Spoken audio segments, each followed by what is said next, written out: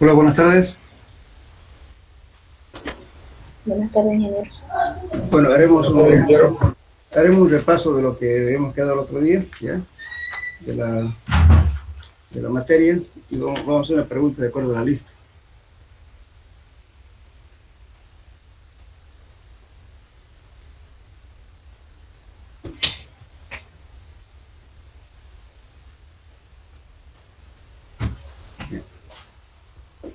Bueno, vamos a empezar del principio. A ver.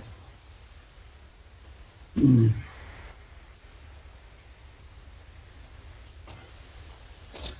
Cualquier duda que tengan, por favor, pueden también hacer la consulta correspondiente si algo no han entendido.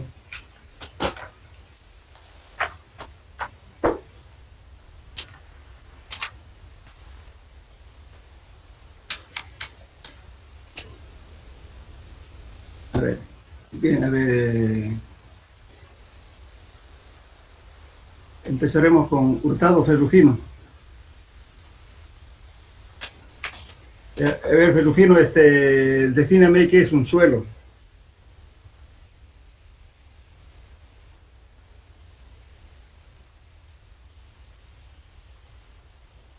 Hola.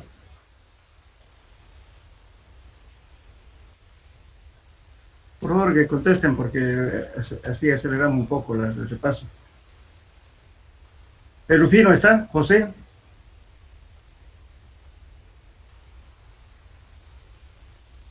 Alexandro Rocha.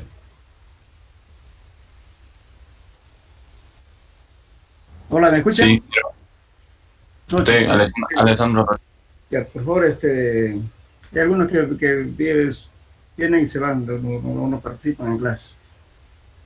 Este, Hágame la definición de suelo. ¿Qué entiende usted por suelo? A su modo de entender. Mm, A ver.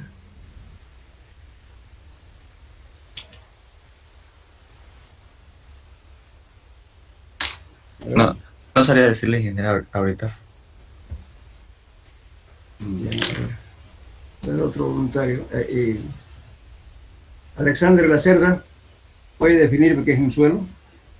Eh, Podemos definir los suelos como la parte superficial de la corteza terrestre y que es la que proviene de todas las desintegraciones físicas y todas las alteraciones físicas y químicas que hay en el ambiente. ¿Ya? O sea, todo material suelto que está sobre la corteza terrestre, ¿no es cierto? Sí, Que se forman a partir de la disgregación de las rocas y también del impacto orgánico. Eso es suelo. sí.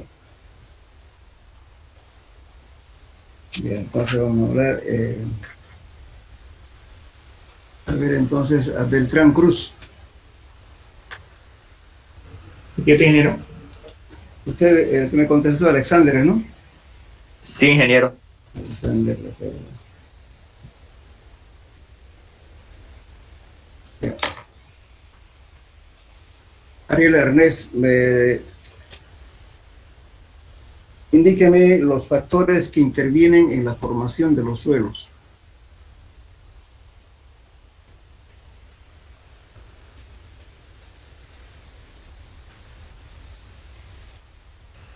Ernest, dijo ingeniero. Sí, Ariel Ernest. Buenas tardes, ingeniero. Ya, ¿Me puede repetir la pregunta, por favor? ya, indíqueme los factores que intervienen en la formación de los suelos. En la formación de los suelos, Sí, los factores que intervienen para que se los, forme un suelo. los agentes atmosféricos, pudiera ser, ingeniero. ¿Ya? Solo eso supiera decirle. Bien. Ahora, ustedes, Ariel, ¿no?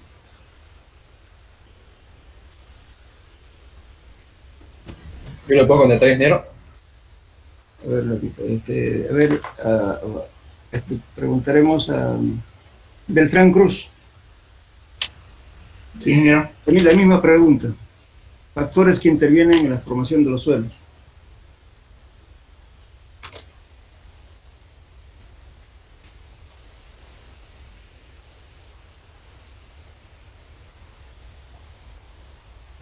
Bueno, como decía el compañero, los factores climáticos, ¿qué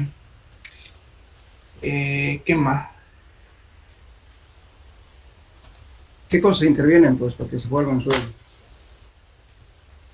La desintegración de la roca madre de la Tierra, por factores climáticos, atmosféricos, desintegración y esas cosas. El transporte de los suelos. A ver, para que quede claro. Lo primero que participa ahí para que se forme un suelo es la roca madre, ¿verdad? Es el origen. Sí.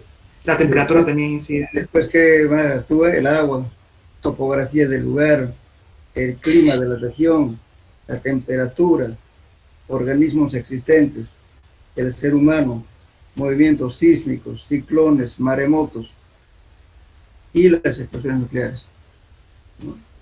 Esos son los factores que intervienen en la formación de los suelos básicos. Ahora, quiero que me indiquen, pongamos que tenemos una roca y la roca se ha desintegrado, pero quedó en el mismo sitio. A ese suelo que queda en el mismo sitio de su origen, ¿cómo se llama? Suelo residual, ingeniero. Suelo residual, exactamente. Suelo residual. A ver, hablaremos con Carlos Fuentes. Estos suelos residuales, de acuerdo al agente de transporte, ¿qué nombres adquiere?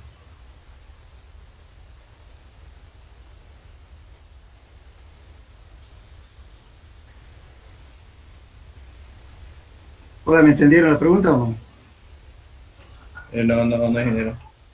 Te estoy diciendo, ¿no es cierto? Su compañero dijo que el suelo que se queda en el mismo sitio de su origen se llama suelo residual. Ahora resulta que hay otros agentes de transporte que actúan. Dependiendo del tipo de agente de transporte, ¿qué se llaman esos suelos? ¿Le puedo contestar? A ver, claro, porque no conteste. Por gravedad se llaman tulos o coviales o coduvial. Talus y Por coduvial. Talus. Por agua, aluviales o lacustre. Ya, Por viento, eólico. ya. Y por glaciales, Morrenos. morreno. Sí. Sí, modelos, ¿no? Bien, entonces,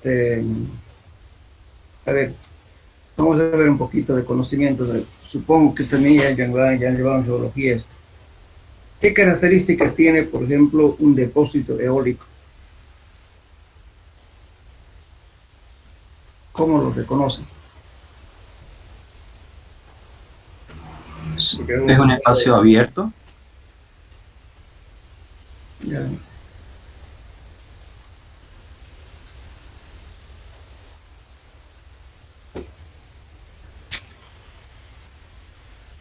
¿Nada más?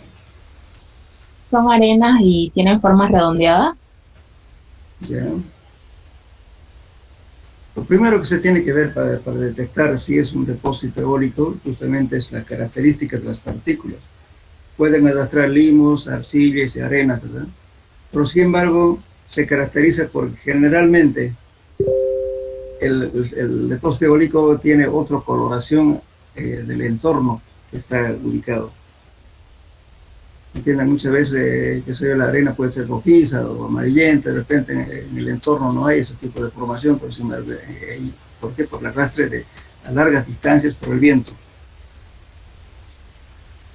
Y también los vientos forman dos tipos de depósitos, uno que se llama loess y otro médanos.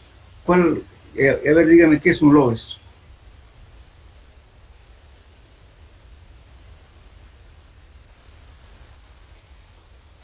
Es un depósito eólico constituido por una mezcla uniforme de arenas finas. ¿Ya? ¿Y su característica?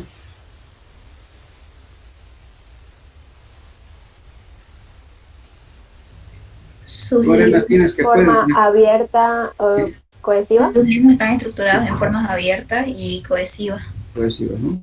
Ya.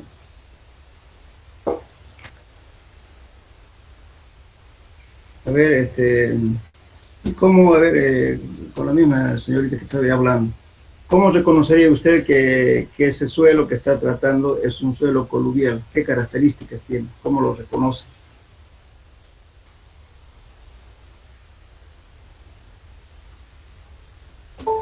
Es dependiente a la acción de transporte de su gravedad. Ya, pero ¿cómo lo reconoce? Si es coluvial o aluvial. ¿Qué características tiene la partícula? Por ejemplo, si usted hace un trabajo de suelos o va a un lugar, está haciendo una inspección, usted tiene que saber describir el material. Pongamos que usted va a una ladera donde va a hacer un camino y hay materiales por ahí. ¿Cómo describiría del material que existe en la zona?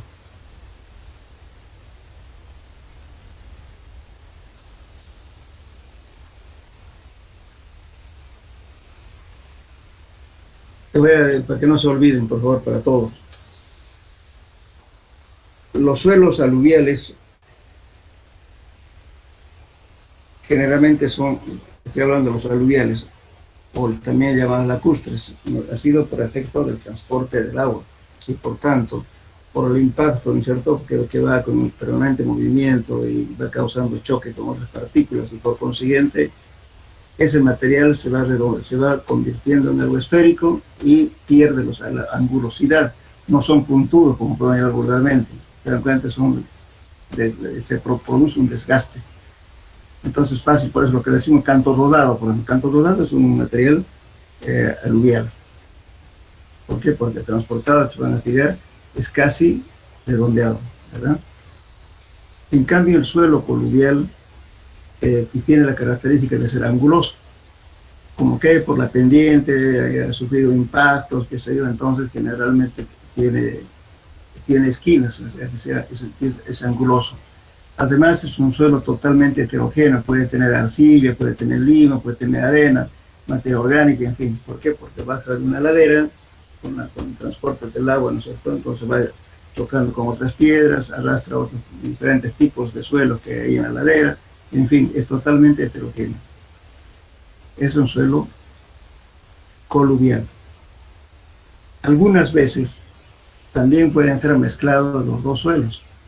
Muchas veces en las orillas del río, después de una ladera, parte del material trae por arrastre del cauce del agua, es un suelo aluvial, perdón, y lo que cae de la ladera también es un suelo coluvial.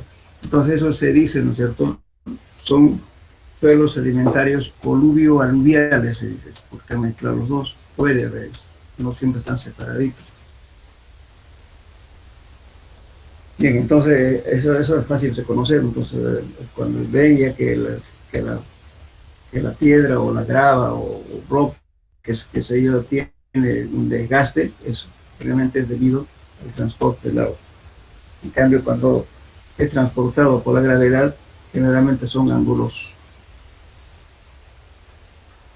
Ahora, ¿cómo reconocerían ustedes las morenas?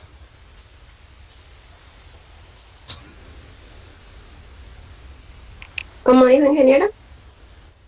¿Cómo reconoceríamos un depósito, como estamos llamando, debido al hielo, ¿no? O sea, los glaciares? Es decir, ¿qué tipo de estructura le da ese arrastre? El hielo. ¿Qué tipo de desgaste produce? ¿Cómo reconoceríamos? Son redondeados debido a las presiones del hielo. Sí, son lustrosos, como si hubieran pulido. ¿Por qué? Porque las presiones que digamos del hielo es bastante grande y está en permanente movimiento. Entonces generalmente puede haber bloques bastante lustrosos, ¿no? Casi redondeados también, y partículas finas también tienen características de ser bien, por las grandes presiones que tienen, generalmente son redondeadas y lustrosas. Esas son las morenas. Pueden haber arcillas, pueden haber arenas, limos, de origen, digamos, por la abrasión que hace el hielo, ¿no? Los glaciares.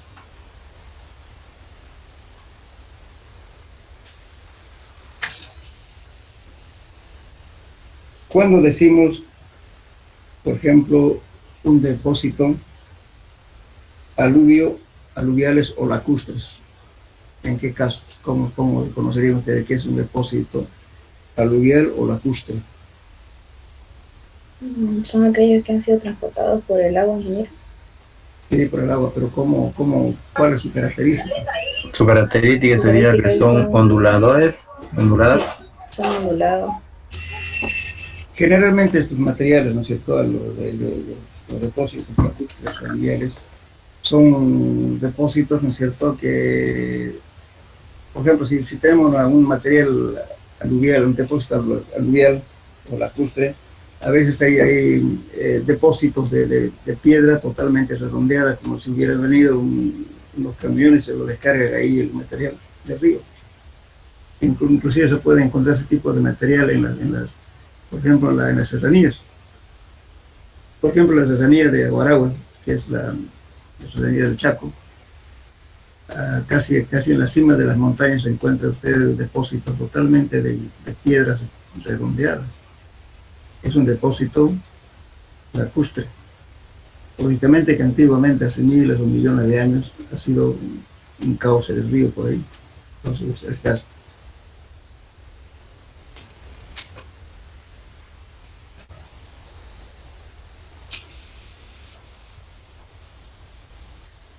Ahora, también es importante hablar de suelos orgánicos.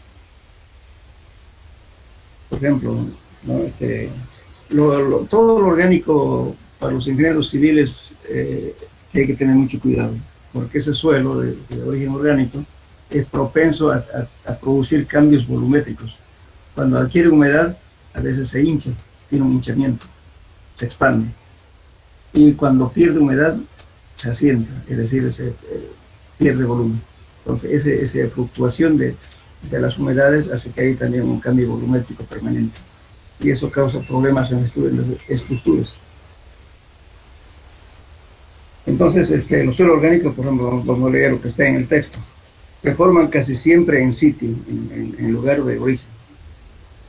Muchas veces la cantidad de materia orgánica se presenta en forma de humus. ¿Saben qué es humus, no es cierto? Hola. El humus es el abono, es decir, el materia orgánica descompuesta, es el humus. O de materia no descompuesta, o en estado de descomposición, está en alta con relación a la cantidad de suelo inorgánico. O sea, tiene más cantidad de materia orgánica que inorgánica.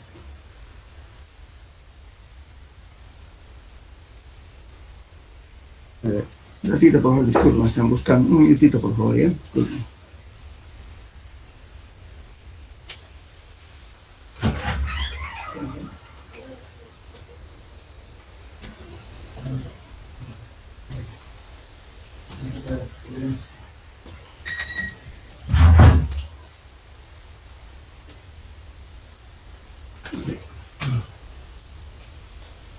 Estamos viendo la parte de la materia orgánica, ¿no? O sea, generalmente, ¿no es cierto?, en las zonas pantanosas, estos materiales forman un espesor bien considerable y son conocidos como turbas. Las turbas generalmente son materiales mezcla de materia orgánica con inorgánico. Y bueno, cuando ya están compactos estos suelos, ¿no es cierto?, parece que fuera una piedra. Pero sin embargo, cuando está seco, pero cuando lo humedecemos o lo golpeamos, eso se desintegra.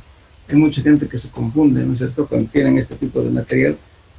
Inclusive se da el caso de que quieren construir casas o hacer que se lleve una mezcla de hormigón. Este material no sirve para eso. No se puede utilizar, más bien hay que evitar del uso, ¿no es cierto?, de este material porque se desintegra. Generalmente se puede, inclusive este material de este origen, se puede usar como abono. Es propenso de integrarse. Bien, ahora cuando tenemos también para que se forme, digamos, un suelo, tiene que haber más que todo la descomposición física y la descomposición química, ¿no es cierto? Dentro de la composición química, ¿cuáles serían? ¿Quién me puede decir un ejemplo? La oxidación, ingeniero, hidratación, carbonatación, creo que se llama. Sí, eso, carbonatación, la oxidación. Por ejemplo, como ejemplo, si usted tiene de una roca de óxido, perdón, digamos, con contenido de hielo, entonces cuando tiene contacto con agua y el oxígeno se forma óxido de hielo. Y al final eso una vez se digrega y se va formando material, ¿no es cierto? ¿Cómo puedo decir? Se va hidratando. El proceso de hidratación es cuando un sólido se convierte en líquido. Por ejemplo, la sal. Cuando está en sólido es la sal, ¿no es cierto? Lo podemos ver como piedra. Pero si le ponemos el agua, ¿qué se vuelve? Salmuera, ¿no? Entonces, por eso podemos decir que la sal anhidro es cuando está en estado sólido. Cuando es hidratado, quiere decir que está convertido en líquido. Casi todos los elementos en la naturaleza, el agua los disuelve. Entonces, el agua es un material que es el disolvente más grande en la naturaleza. Por eso en el agua podemos encontrar diferentes contenidos químicos. Entonces el agua es muy importante en la formación de los suelos. Pueden ver los lixiviados, por ejemplo, también es un proceso, ¿no es cierto?, que ocurre en los suelos. La oxidación, la hidratación, etcétera, todos son efectos químicos que actúan para que el suelo se desintegre. Lógicamente, cuando pierde humedad, el suelo o ese material se vuelve otra vez sólido.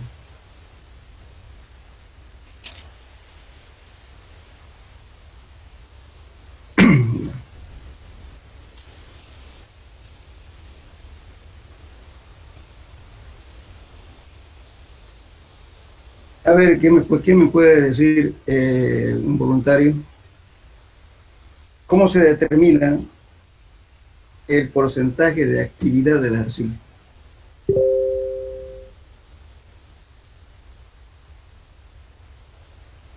Hay una formulita que les indiqué a ustedes que está en función del índice plástico. ¿Se acuerdan?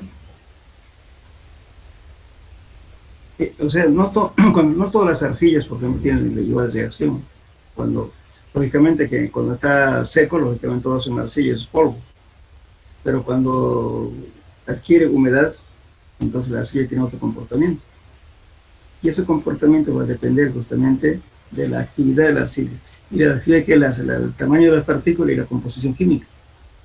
Entonces la actividad de la arcilla, según Septon, se calcula, ¿no es cierto?, el índice plástico dividido entre el porcentaje de partículas menores a 0.002 milímetros. Entonces, podemos tener que se considere inactiva cuando ese índice es menor a 75.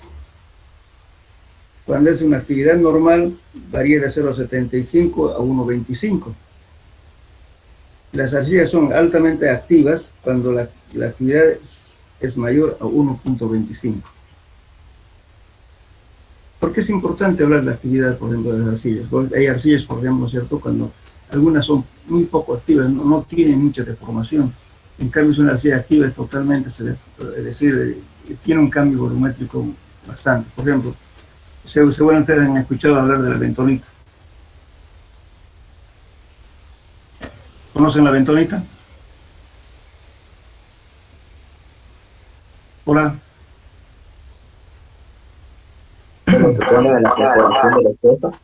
Sí, la bentonita se utiliza como lobo de perforación, ¿verdad? También se utiliza en la medicina, la bentonita, porque es arcilla. Entonces, arcilla, si ustedes le humedecen, lógicamente cambia de volumen y reacciona violentamente, ¿no es cierto? Es algo pegajoso. En cambio, se utilizan, por ejemplo, el caolín. ¿Conocen la caolinita? Hemos hablado en clases, por favor. Acuérdense. ¿Qué cosa se fabrica con la caolinita? En una clase hablamos de la utilidad de las arcillas. ¿Se acuerdan? Hablamos de cerámica roja, cerámica expandida, cerámica de alta tecnología. Hemos hablado.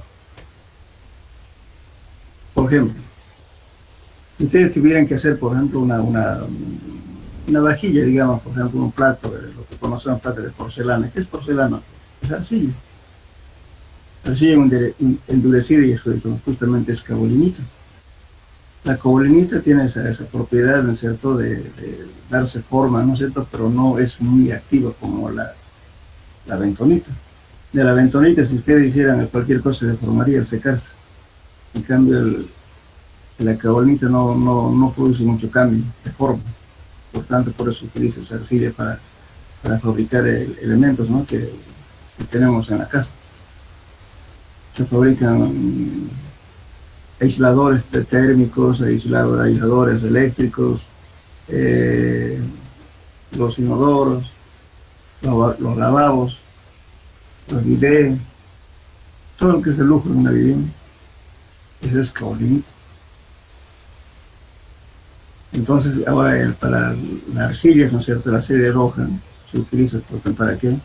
Como dijimos, para fabricación de cerámica, como ser tejas, tuberías, pisos para viviendas, pisos esmaltados, o sea, cerámica esmaltada. Porque ¿qué es cerámica esmaltada? No es más que una cerámica de arcilla común, cocido, luego se coloca, se lo impregna de caolinita, le pone otra vez la alta temperatura y ya sale justamente el piso esmaltado, que se utiliza en revestimiento para pisos, también en baños, cocina, muchas veces se utiliza ese material. Entonces el caolín, las arcillas justamente se utilizan en función de su actividad, no todas son iguales. Justamente la industria actual, ¿no es cierto?, de la arcilla es bastante, la tecnología que se maneja, por ejemplo, para circuitos integrados, es a partir de la arcilla. Inclusive las dentaduras que muchos de nosotros tenemos, lo que llamamos la porcelana. ¿Qué es porcelana? Es una cerámica, ¿no es cierto?, a partir de un material de arcilla, pero endurecido en frío. Eso es. Bien. Hablando un poco más del asunto cuando ustedes escogen un material, supongamos, para hormigones o para catabase, para carreteras, por ejemplo. ¿Por qué hablo de hormigones? Porque justamente la carretera de que se hace el hormigón. Y de qué se hace el pavimento flexible, también se hace de agregados, ¿verdad? De grava. Entonces tenemos que saber el uso justamente de la grava. Por estoy dando ejemplo de grava en hormigón y de grava en pavimento flexible. Entonces, cuando escogemos un material justamente, ¿no es cierto?, para el uso de pavimentación o para uso estructural de la grava, que vamos a mezclar con cemento, digamos. Entonces, lógicamente, hay que ver la forma, ¿no es cierto? Si ustedes tienen una partícula, es muy importante la forma de las partículas. Si tenemos una partícula plana y alargada, no nos sirve.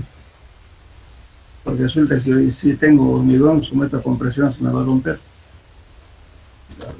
partícula sólida. Y si la pongo para hacer caminos, lo mismo. Si pongo en capa base las partículas planas y alargadas, y voy a pasar con mi compactadora la tritura en la primera pasada. Entonces el material que escogí ya no va a cumplir con la curva granulométrica que hice, tampoco va a cumplir con los CBR, en fin. Entonces, por eso siempre se debe ver la forma adecuada, ¿no es cierto?, la forma geométrica del material para su uso. Entonces la forma es importante. Cuando hablamos de partícula plana y alargada, estamos hablando de que el largo no puede superar a 5 veces el espesor. Si supera más de 5 veces el espesor del agregado, entonces se considera partícula plana y alargada. Entonces eso hay que disminuir. Puede tener hasta un cierto porcentaje, pero si está en exceso hay que sacar ese material. Bien, entonces eso, bueno, lógicamente tenemos algunas formulitas para determinar el grado de redondez y el grado de esfericidad, ¿no? Esta es la fórmula de Petit-Young. Bueno, ahora hablaremos de la exploración de los suelos.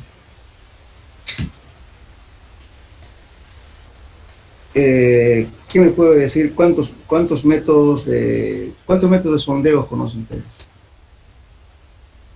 No hablemos de la método, digamos, preliminar, sondeo definitivo, nada, sino que en todos los casos son los mismos métodos de excavación. Solamente que el método preliminar que hemos llamado en clases, eso es para algo preliminar. Si estamos haciendo un proyecto, no necesitamos hacer, que se yo, perforaciones muy seguidos. Tal vez tengamos que hacer a menor profundidad. Pero ya que estamos con la etapa ya definitiva, que es justamente el diseño final, que estamos haciendo una carretera, por ejemplo. Entonces ahí tengo que hacer los sondeos más seguidos, más profundos, con mayor detalle. ¿Para qué? Para que mi proyecto no me falle, porque si usted es una carretera, tengo que indicar de que la progresiva hasta la progresiva y arena, digamos, que tiene estas características de severa, densidad, su humedad óptima, todos los parámetros. Entonces, si en caso hago mal, lógicamente ya en la etapa constructiva también hay los laboratorios que nos están haciendo el seguimiento. Un laboratorio, ¿no es cierto?, de suelos, que es parte de la empresa constructora, y la otra es parte de la supervisión. Entonces ambos tienen laboratorio. Entonces si el proyecto me está diciendo una cosa y en el lugar, en el sitio hay otra, entonces lógicamente que el constructor va a decir este material no es lo que está indicando en el proyecto y por tanto preciso cambiar. Eso se hace con el libro de órdenes, se pide que lo revise al supervisor y el supervisor va a verificar que efectivamente es así, entonces tiene que autorizar ese cambio. Entonces si esos cambios son muchos, al final se va a encarecer el costo de la obra. Por esa misma razón, las obras a veces no llegan a una finalización total. Falta plata. Como falta plata, entonces quitan ítems de otras partes, no le ponen letreros, señalamiento vertical, señalamiento horizontal, en fin. A veces no lo ponen las bermas, no le ponen, qué sé yo, los cordones, en fin. Pero mucha gente dice, no, se están robando, pero no es que se están robando, sino es que el proyecto estaba mal hecho y por tanto la falencia que tenía el proyecto están cubriendo con otro ítem para poder concluir el pavimentación. Eso justamente en la etapa definitiva no debe existir errores de ese tipo. Porque debe haber siempre, pero muy poco. Entonces, por eso, entonces la única diferencia es que en las otras etapas, ¿no es cierto?, en la preliminar, no es necesario hacer un sondeo, digamos, muy seguidos. Porque la etapa preliminar simplemente es como decir un anteproyecto para convencer a alguien que nos preste plata o que nos regale plata o lo que sea para hacer el proyecto. Después ya, cuando ya se hace el proyecto, lógicamente ya se licita, ya se busca una entidad financiera y van a licitar para que se construya la obra. Por eso es importante la etapa definitiva, hacer con todos.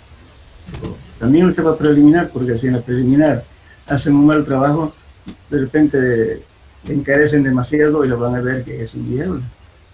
Tiene que estar bien hecho, no mentir mucho, tampoco no tiene que estar muy alejado de la realidad. Entonces tenemos también los sondeos, ¿no es cierto?, que son, como puede decir,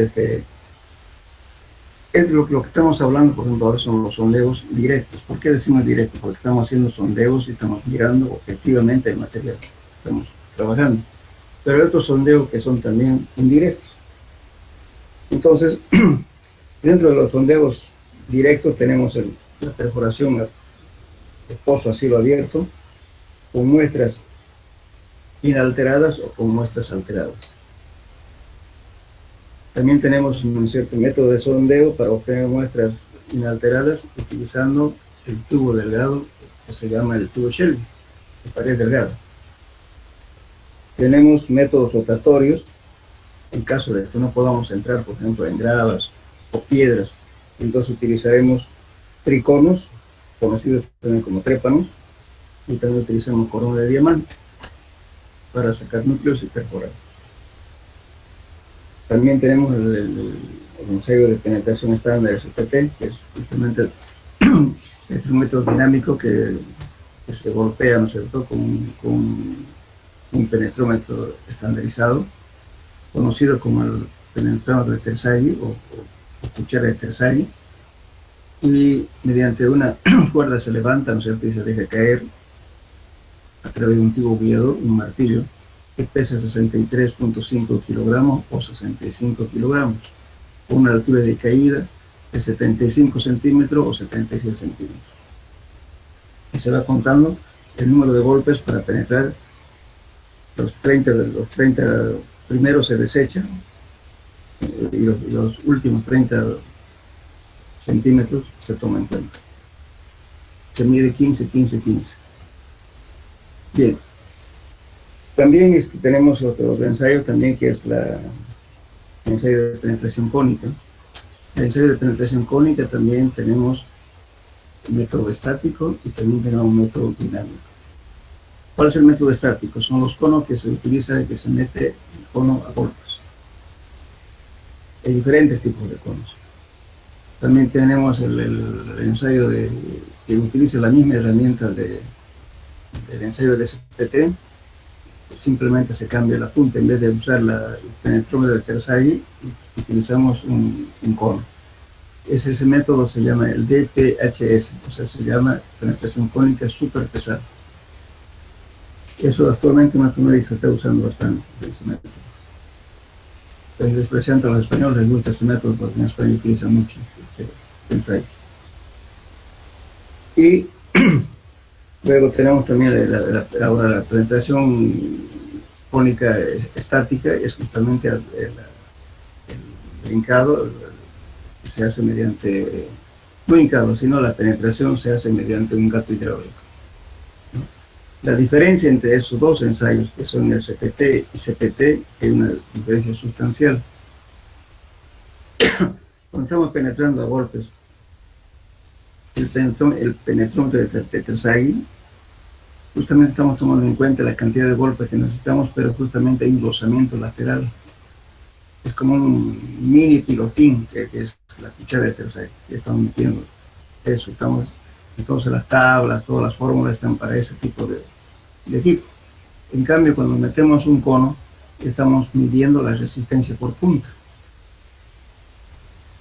porque es cono, en cambio el otro es un cilindro, entonces las cosas son diferentes. Por esa misma razón, si estamos usando, por ejemplo, un cono dinámico, tenemos que encontrar su equivalencia referido al SPT. Una vez que, digamos, por ejemplo, por así decirlo, si yo tengo 50 golpes con un cono, lo convertiré al equivalente al número de golpes del SPT. Una vez convertido, puedo usar cualquier tabla, ¿no es cierto?, que me está dando tabla, abacus, para el ensayo de SPT. No es directo, solamente los ensayos del CPTU, que en realidad es un ensayo que se está usando acá, y está empezando a usar eso. Pero se mete eso justamente con una penetración estática, mediante un gato hidráulico. Y se le va a determinar la presión de poros, se le va a determinar el rozamiento, la angulación interna, muchos valores, ¿no? Pero, lógicamente, ese equipo, por ejemplo, en nuestro medio, se puede usar en varios lugares, pero no siempre. ¿Por qué? Porque si estoy metiendo un cono, resulta que si tengo grava ya no me funciona. Si tengo un suelo muy duro tampoco, porque no voy a poder penetrar ahí porque estoy hincando con un gato, no voy a poder meterlo. Entonces recurrimos nomás al ensayo del SPT. Por eso el SPT no sale en nuestro medio, no porque lógicamente hay otras técnicas, pero nuestro suelo no está adecuado para otras metodologías modernas que hay, lamentablemente. Nuestro suelo es aluvial, y por tanto tenemos grava en una parte, en otra parte no tenemos, en otra parte inclusive encontramos materia orgánica que aún no se ha podrido. Entonces por eso el cono funciona en algunas zonas, sí, bien. Por eso muchas veces se hace con los dos ensayos, SPT y el CPTU. Bueno, ahora los métodos indirectos son el método sísmico y el método de resistencia eléctrica. Indirecta digo porque no sacamos muestras en este caso. Por ejemplo, cuando usamos el método sísmico es más aplicado para el área petrolera o más que todo para el petróleo. Eso se hacen orificios, ¿no es cierto? Y se hacen, colocan explosivos y se hace detonar el explosivo mediante un sensor que estamos midiendo justamente las ondas, ¿no?, que se producen. Y con eso entra un modelo matemático y se dibuja el perfil del suelo aproximado. Igualmente, si no usamos ese método, podemos utilizar el método de resistencia eléctrica. El método de resistencia eléctrica fue inventado por el Dr. Wegner, pero ahora hay otra modalidad basada en la teoría de Wegner, está el método de Schulberger, que actualmente se maneja ese método. La única diferencia es justamente la separación de los electrodos que se colocan. Después son el mismo criterio. Pues en este método, digamos, de resistencia eléctrica se hace pasar corriente a través del suelo, se colocan electrodos, ¿no es cierto?, de Inca, y luego a través de ellos, ¿no es cierto?, se hace pasar la corriente de 12 voltios, que es una simple batería de moto o de un vehículo de 12 voltios, y se tiene un amperímetro para medir el amperaje, ¿no es cierto?, que estamos haciendo pasar la corriente, y la variación, ¿no es cierto?, al pasar con un voltímetro estamos aumentando el voltaje. Entonces ahí y vamos leyendo justamente la resistividad eléctrica. Con esos datos que obtiene el geofísico, entra también a un modelo matemático y hace el perfilaje, no el perfil del suelo, llamado CEP, sondeo eléctrico vertical, y nos va a dar un perfil del suelo aproximado. Y no es como el método directo. Con el método directo es que estamos sacando las muestras, vamos a fallar con poco, ¿no?, de frontera a frontera entre estratos. En cambio, con el método indirecto, esa variación a veces varía con metro o 50 centímetros, o sea, no es tan exacto. Generalmente cuando se hace esos trabajos también se calibra. ¿Y cómo se calibra? Se hace una especie de malla, ¿no es cierto?, en el suelo donde se va a hacer el trabajo. Porque la ventaja que tiene la geofísica es que podemos hacer a profundidad y rápido. Podemos hacer 30 metros, 40, 50 metros, hacer el estudio hasta más, inclusive hasta 100 metros, 200 metros si queremos. Pero en cambio hacer agujeros directos no vamos a poder hacer eso. Entonces se calibra de la siguiente manera, se hace un ensayo de CPT, se obtiene el número de golpes, se obtiene la humedad y el tipo de material. Entonces la resistencia eléctrica, o sea, la resistividad eléctrica, está justamente catalogada. Entonces el geofísico dice, bueno, entonces aquí es arena húmeda, aquí es arcilla, el número de golpes tanto, entonces en función de eso calibra su escala. Entonces, lógicamente, que está mucho más cerca de agarrar una tabla sin calibrar.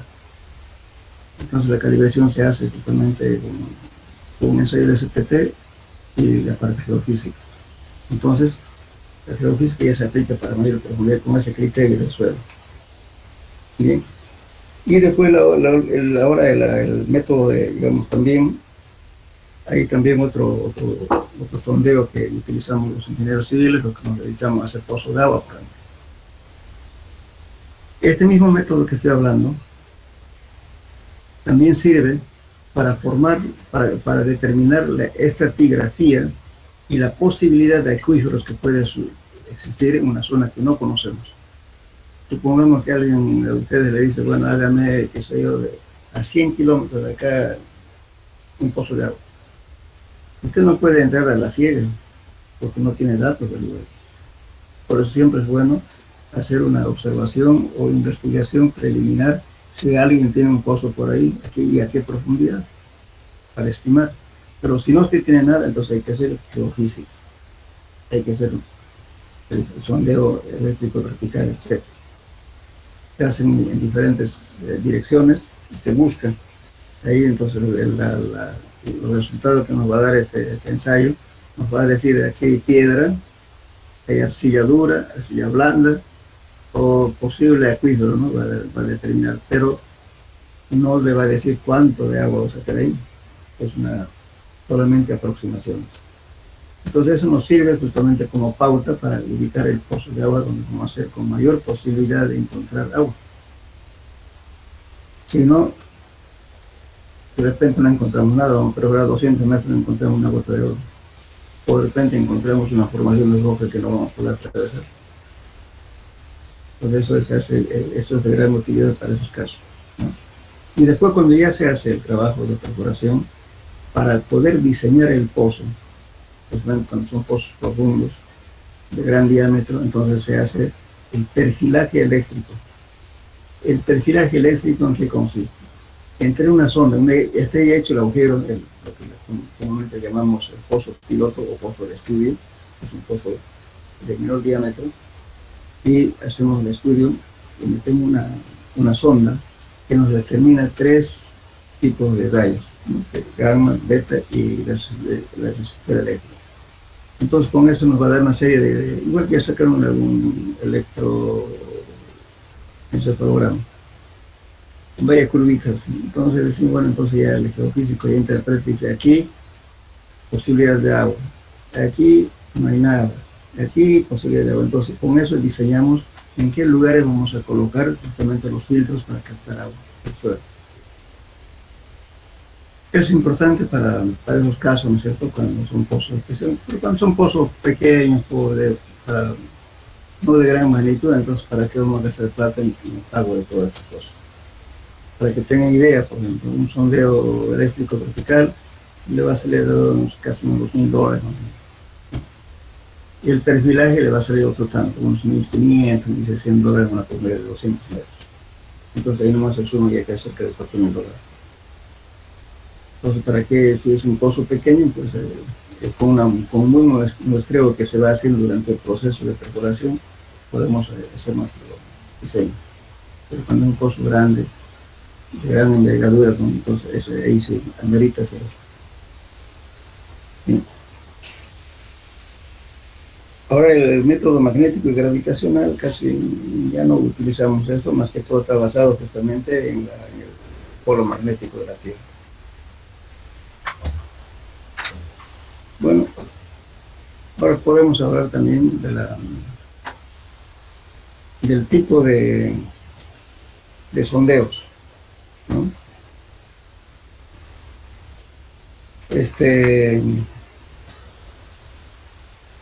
A ver cuántos tipos de sondeos conocen, jóvenes.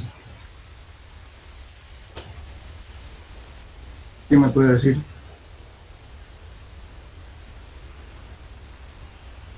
Además ya lo mencionamos también.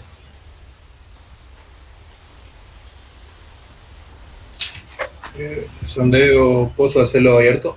Sí, está bien. Cuando hacemos el pozo de sondeo, mejor dicho, a cielo abierto, podemos sacar muestras alteradas e inalteradas, ¿no? Y además nos da exactitud en el diseño, mejor dicho, en obtener el perfil geotécnico. Pues lo estamos viendo claramente. Después, ¿cuál más? El otro, sigue mencionando qué otro método más conoce.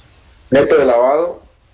Sí, método de lavado, exacto. Método de lavado es cuando ya estamos profundizando el sondeo a mayor profundidad, donde ya hay derrumbe por presencia de agua, etc.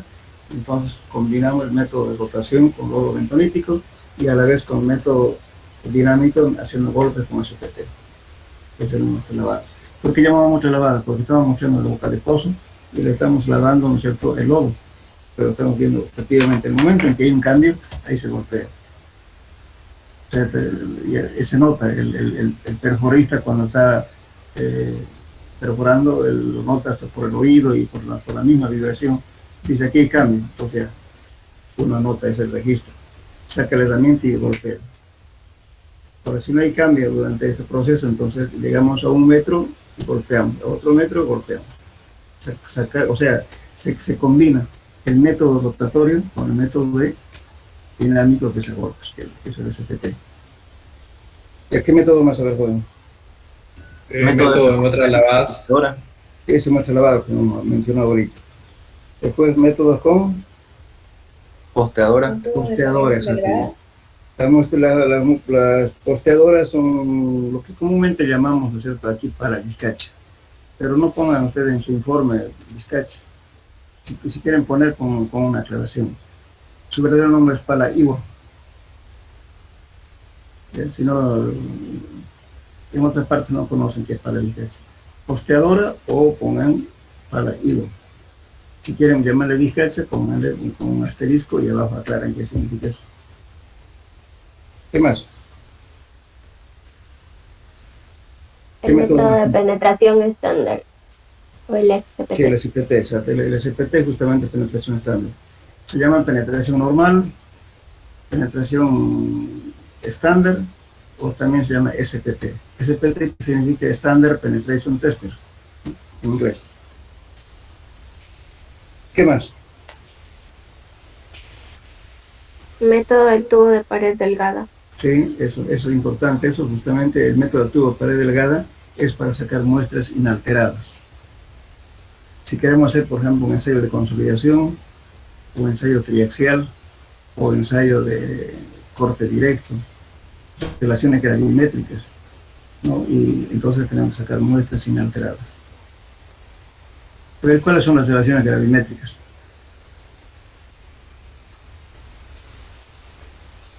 ¿Saben?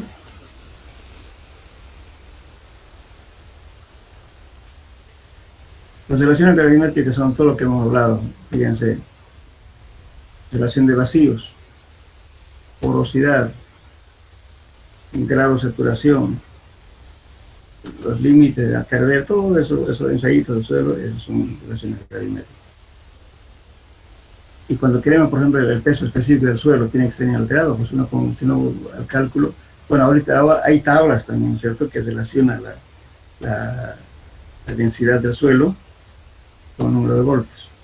Pues uno toma un valor aproximado de ese valor. Pero si uno quiere determinar el verdadero, entonces hay que sacar muestras inalteradas. A ver, ¿qué otro método más conocen?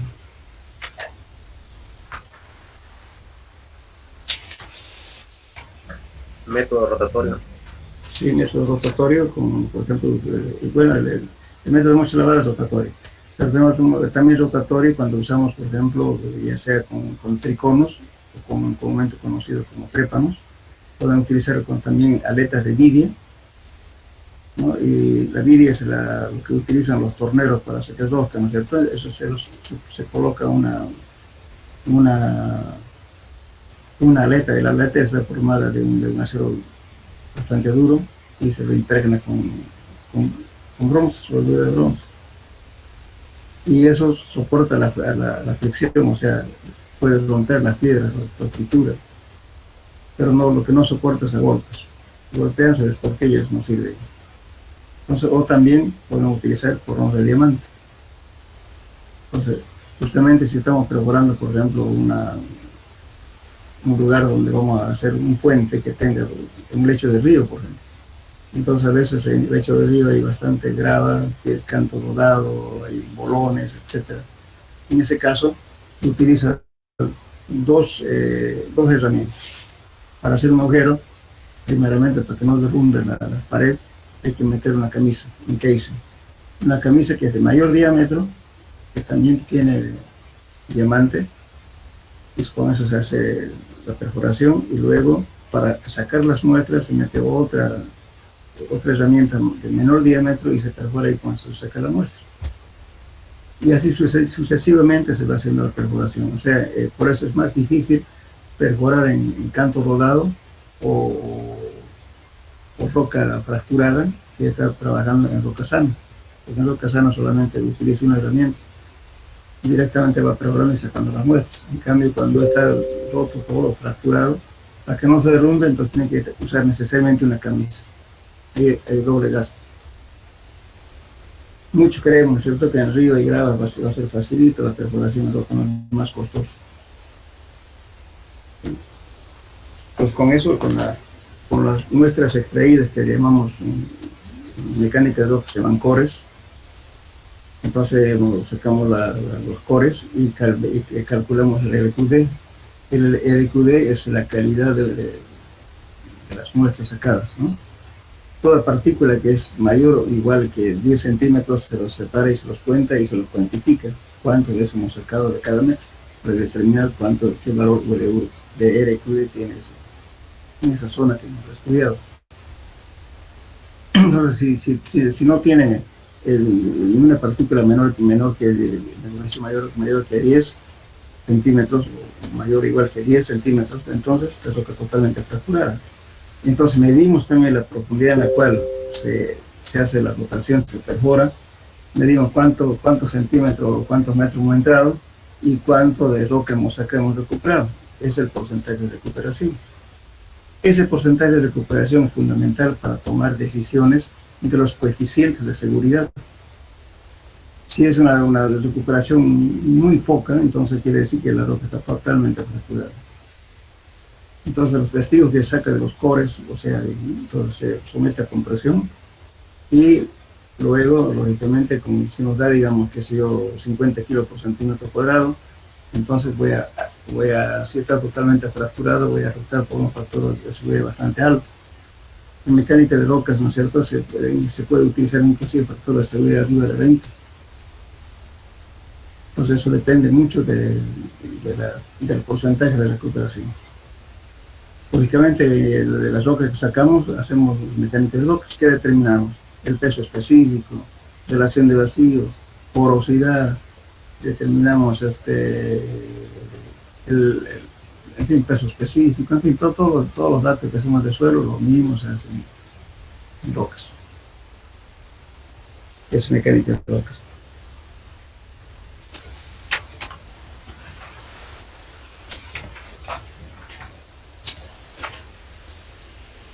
Bueno, ahora otra pregunta. Cuando usamos la penetración normal que decía la señorita o el SPT, ¿para qué nos sirve ese ensayo? ¿Qué encontramos con eso? ¿Qué estamos buscando?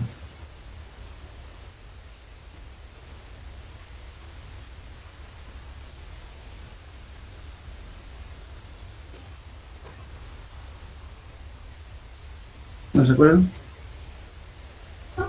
La resistencia característica del suelo. Claro. ¿Para qué obtenemos el número de golpes y para qué obtenemos el tipo de suelo? ¿No es cierto? Vamos a utilizar justamente el número N para determinar la tensión admisible del suelo. ¿Cuánto nos aguanta el suelo?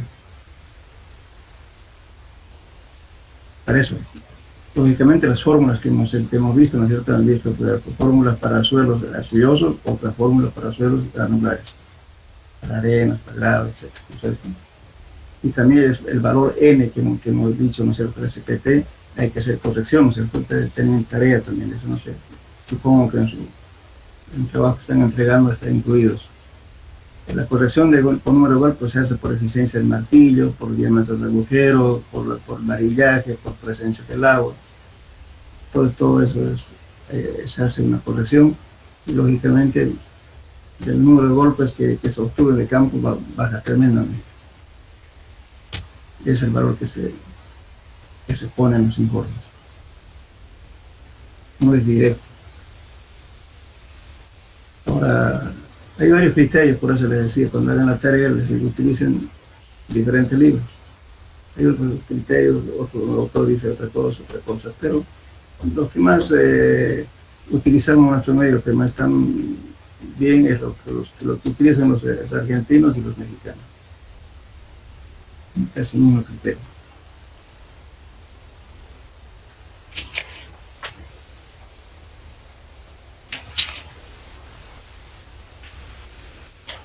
¿Hasta qué hora es nuestra clase, jóvenes? 5:30. No tenemos tiempo todavía, ¿no? Ya. Entonces ya saben, ¿cierto? Para el ensayo de SPT es para determinar las tensiones admisibles del suelo. Como ya se ha hecho tanto estudio, a través del número de golpes SPT, por eso es importante hacerlo bien el trabajo. Pueden determinar la angulación interna, pueden determinar la cohesión, pueden determinar el módulo de Young, el módulo de elasticidad, en fin, lógicamente aproximado, ¿no? Inclusive, y hay tablas que también pueden encontrar el valor de CBR, por ejemplo. Después voy a encontrar la compacidad relativa también. Y, o sea, se ha hecho tanto estudio del ensayo de SPT que se ha tabulado.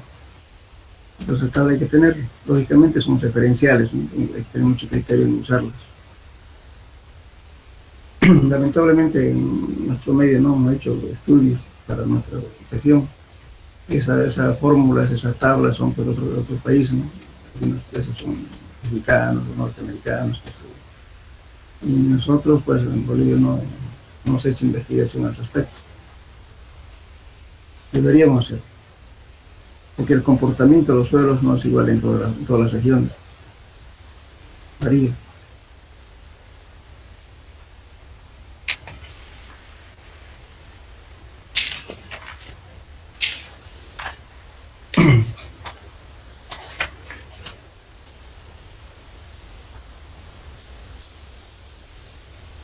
A ver, ¿quién me puede decir cuáles son elementos constituyentes del suelo?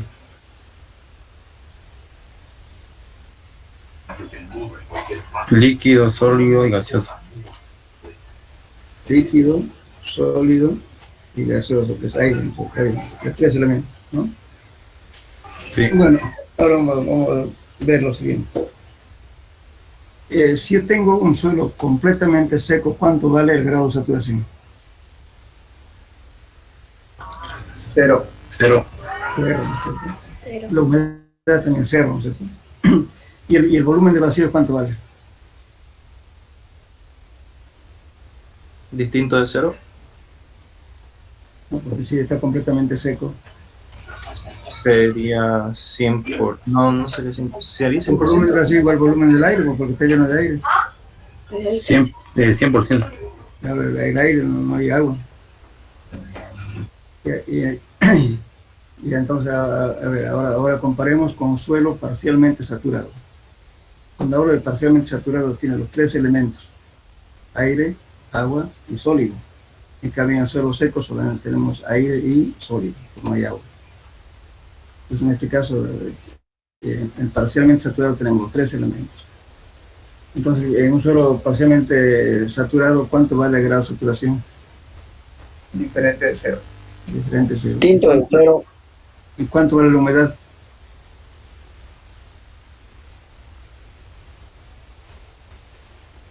Diferente de cero igual. Diferente de cero.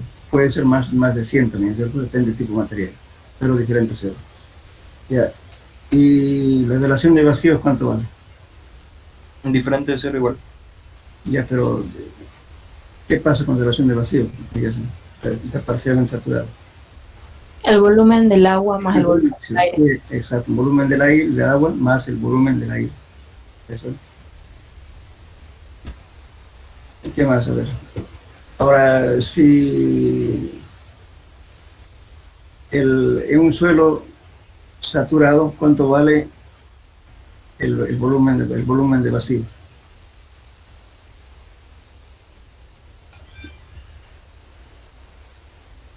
Está saturado. Cero. No. Claro, el volumen de vacío es cero. ¿El volumen del agua? Claro, el volumen, o sea, en un suelo totalmente saturado, resulta que el volumen de vacíos, ¿cuánto vale el volumen de vacíos? Es igual al volumen del agua. ¿Sí? Entonces ahí hay solamente agua y sólido. No hay aire. Ahora, el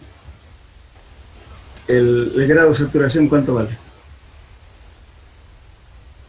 100. 100%. 100%. ¿Y la humedad?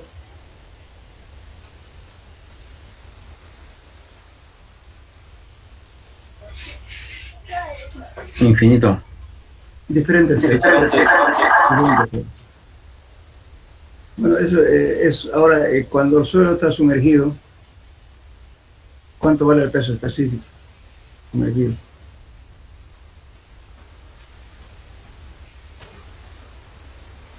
¿Igual el peso del agua? El gramo sumergido es igual al peso específico saturado menos gramo del agua. Lógicamente, como hay agua, ¿no es cierto? Porque el sumergido quiere decir que está debajo del agua, ¿no es cierto? A nivel de agua. Entonces el agua que trata de levantarlo, por tanto, su peso específico es más liviano.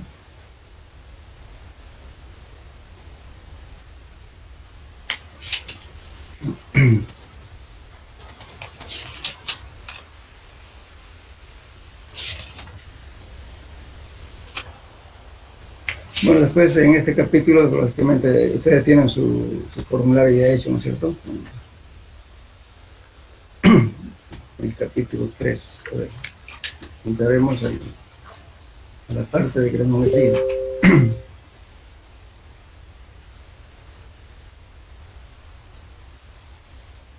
A ver, ¿cuántos tipos de graduación conoce en una curva granulométrica? ¿Alguien puede decirme?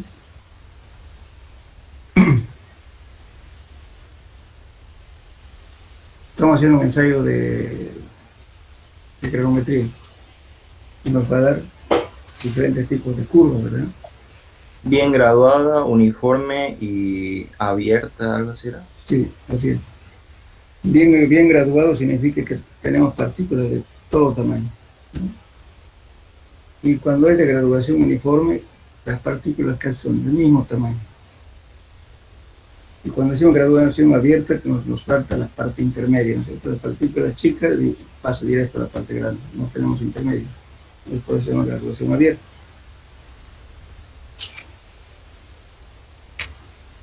En una graduación abierta,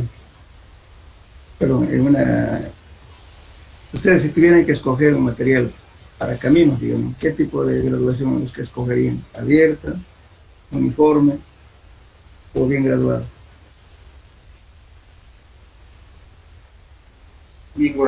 Bien graduada. Claro, bien graduado. ¿Por qué? Porque es fácil de compactar, porque resulta que las partículas más chicas ocupan los vacíos dejados por las partículas más grandes y por tanto se acomoda fácilmente. En cambio, un suelo de graduación uniforme va a ser muy difícil porque no hay partículas chicas para que ocupen un espacio vacío dejado por otras más grandes. Vamos a llegar a compactar para tener un cierto porcentaje, ¿no? de compactación, pero no vamos a poder llegar a la densidad máxima.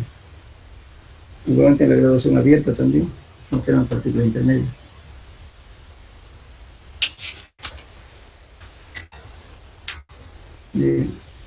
La última pregunta. ¿Cuántos métodos de realizar la granulometría conoce?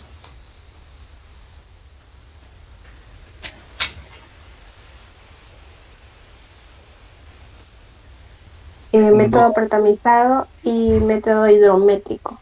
Sí. Hidrometro. Lo llamamos el método mecánico, lo llamamos, ¿cierto? Que es en realidad el tamizado, ¿cierto? Dentro del tamizado tenemos una variante. Podemos tamizar directamente la muestra seca, otro es por método de vía húmeda, lavando la muestra, ¿no es cierto? ¿Por qué siempre es aconsejable lavar la muestra? Debido a que al lavar la muestra estamos separando todo lo que está prendido, la arcilla especialmente, entre partículas finas y las partículas más grandes, o es la deformación que tiene las caras irregulares de las gravas, estamos desprendiéndolo, entonces nos da una curva más real. Y cuando tenemos partículas finas, utilizamos el método de hidrómetro, ¿no es cierto? Dentro del método del hidrómetro,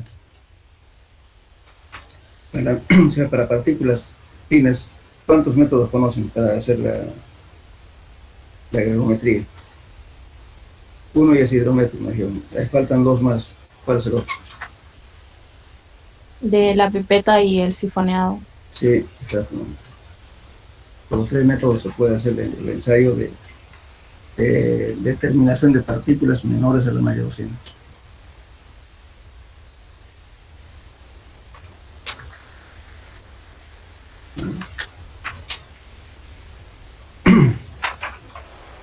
Bueno, entonces, jóvenes, la próxima clase terminamos. Un repaso vamos a hacer, por favor, el día viernes tenemos ustedes, ¿no? Sí, ingeniero. Entonces, terminamos. Por favor, entonces vayan, voy a, de todos modos, entre hoy o mañana voy a mandar las preguntas, ¿no? Para que den un repasito y sobre eso, no quiero decir que de la misma pregunta voy a preguntar el examen, sino lo que quiero es, ¿cómo lo puedo decir? Tal vez indirectamente obligar a leer, porque hay mucha gente que no está mal en conceptos, en mecánica de suelos. Entonces vamos a hacer, ustedes me van a entregar lo que les voy a dar, y sobre eso voy a preguntar, cada uno va a presentar, previo al examen, va a presentar su hojita de preguntas, y vamos a hacer las preguntas por este mismo medio. Vamos a hacer unas tres preguntas, dos preguntas. Si responden las dos primeras, ya no para qué más preguntar la tercera. Si no responden, será 3 opciones de preguntas. Y eso es el examen final. Así que estudien, por favor. ¿Podrías repetir otra vez lo que dijo su último ingeniero? No, va a mandar como un Sí, voy a mandar ¿dice? unas cuantas preguntas, voy a preparar entre hoy y mañana, se los voy a mandar yo con el auxiliar. Eso me lo van a responder y me lo van a presentar siguiente el examen. Y